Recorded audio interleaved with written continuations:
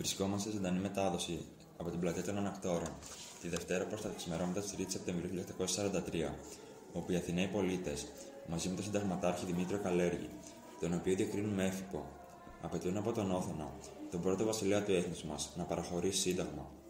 Ο ελληνικός λαός, αγανακτισμένος και ταλαιπωρημένος από την οικονομική και πολιτική κατάσταση της χώρας και την ανασφάλεια που επικρατεί, είναι σήμερα εδώ για να στηρίξει αποφάσεις του και να διεκδικήσει τα δικαιώματά του.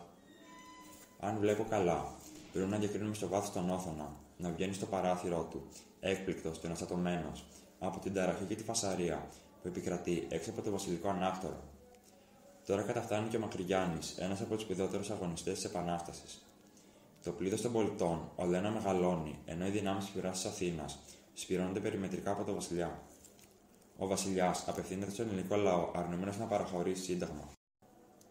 Επιστρέψαμε στη μετάδοση με ραγδαίες εξελίξεις. Ο Όθωνας τελικά προκυρήσει εκλογές για σύγκληση εθνοσυνέλευσης, η οποία θα ψηφίσει το πρώτο σύνταγμα της χώρας. Όλοι οι πολίτες το κραυγάζουν και επικρατεί ένας πανικός στην Πλατεία των Ανακτόρων. Για περισσότερες εξελίξεις θα διακόψουμε τη ροή του προγράμματος. Σας μιλούσε ο ανταποκριτής μας, Δημοκράτης Κοσμάς.